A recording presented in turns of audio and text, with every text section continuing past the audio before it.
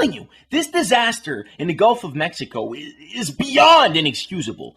And as stewards of this planet, we are obligated to boycott BP. Right, like I haven't heard this 1,000 times already. Look, say you boycott BP. I will. Fine, assuming you do, and assuming you stop buying BP's gasoline, tell me what you think that's going to do. What's it going to do? I'll tell you what it's going to do. It's going to send a message. That's what it's going to do. If you want to send a message, write a letter. Letter is not going to stop oil spills like the one in the Gulf. But not buying gas from BP will. For the love of Mother Earth herself, do you really think that the demand for crude oil will simply evaporate into the air because a handful of people like you decide to boycott BP? The message it will send will be decisive.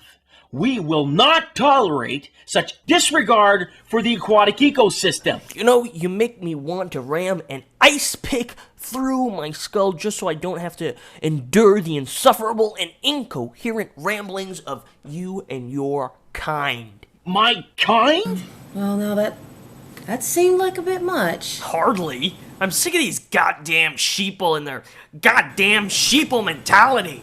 Wait, Sheeple? Oh, you have got a lot of nerve, buddy. Oh, cool your jets, hotshot. What do you mean about his kind, and what's a sheeple? You don't want to know. I'm asking you. You don't want to know. I just said, I want to know. You don't want to know because you can't wrap your head around it. Even if I do tell you, you won't understand, and in the end, we both will have wasted our time. Be that as it may, I still want to know. What are you talking about? Alright, fine. You want to boycott BP in order to send a message, right? Right. And the message is that you're concerned, right? Right. Concerned about what? I'm concerned about all the oil being spilled in the Gulf of Mexico. And I'm concerned about people like you complaining about things that you don't understand. Don't understand?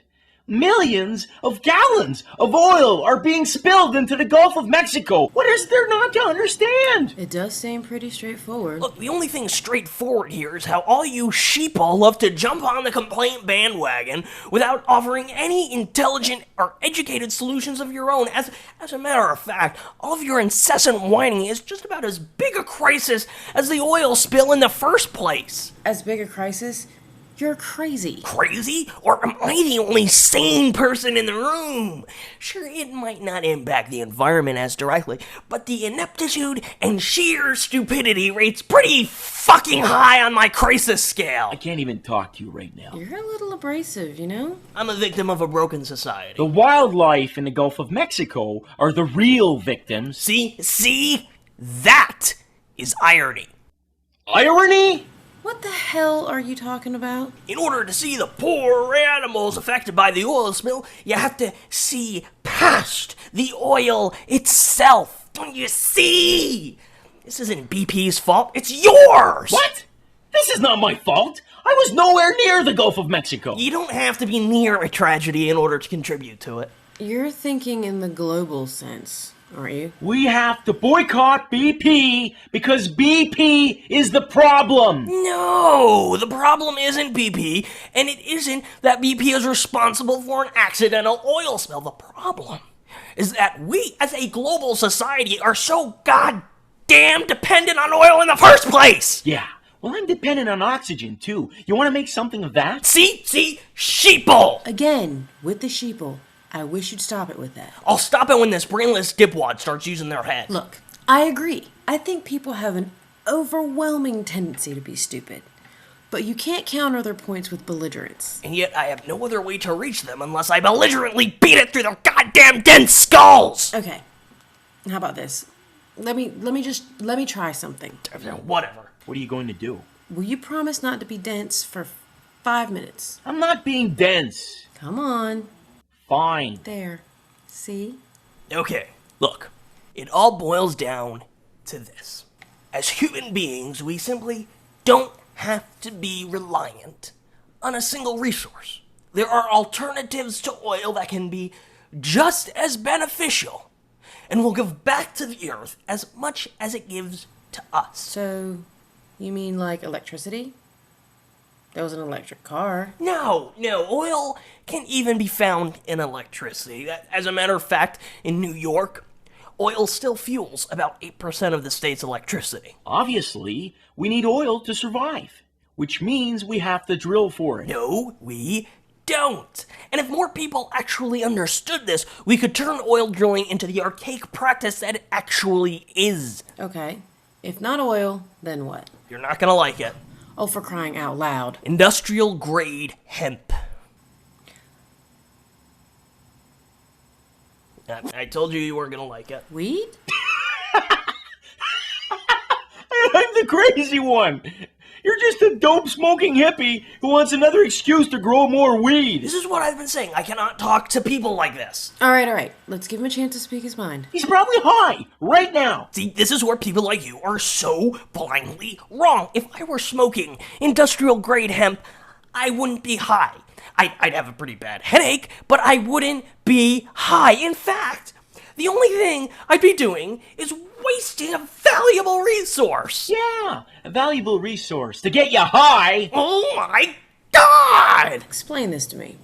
How can hemp possibly be an alternative to crude oil? That doesn't make any sense. It makes perfect sense when you understand all the products that oil is used to make. And in fact, hemp can be used as an alternative not only for products made from oil, but wood too. Industrial grade hemp has the potential to make oil dependency completely obsolete. Hemp is still marijuana, and marijuana is still illegal. Industrial grade hemp is not marijuana. It's been associated with marijuana because it's from the same family of plant, and because certain people have taken a few extraneous liberties with the facts on the matter. Wait.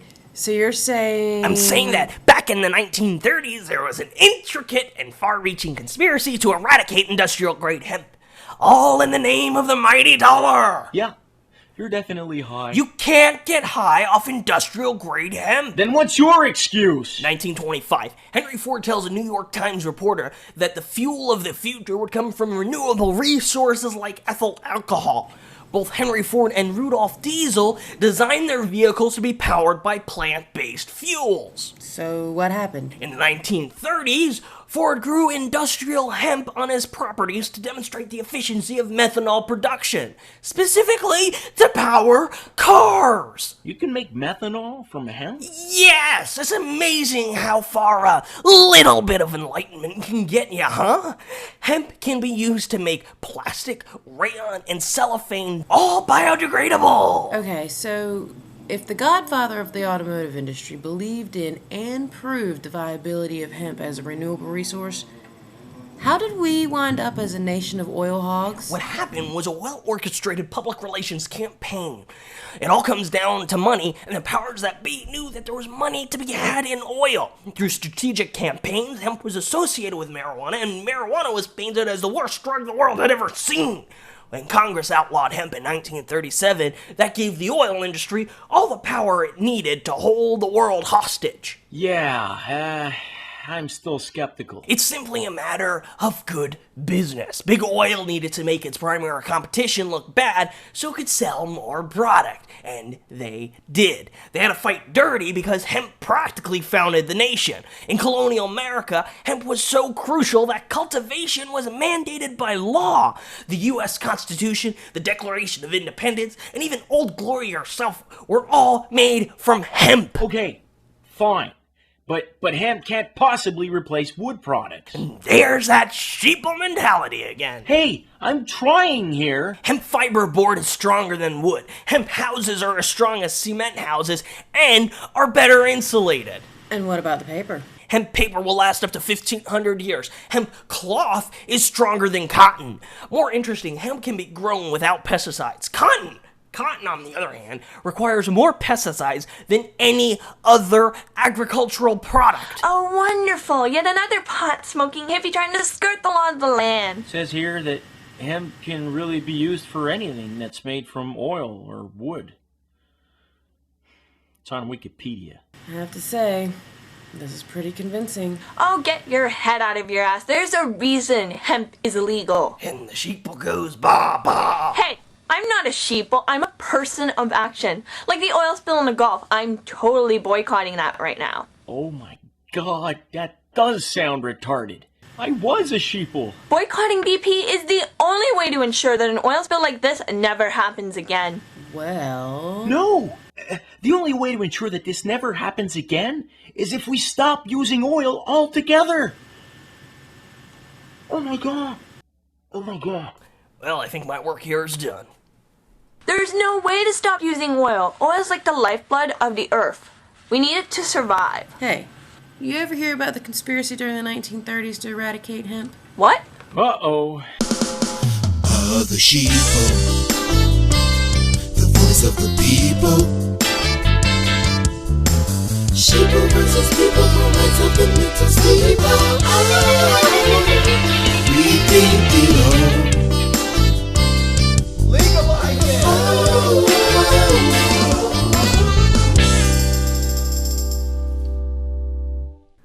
Oh, you caught that, did you? I didn't think you'd understand me, since I was talking. But you can't counter their points with belligerent. But you can't counter. You're a little bracelet. Barking. Comic relief. I'm looking at some of my video. Dude, I make crazy faces. Crazy faces. It's 12:38. Can't you be consistent in the time that you come home?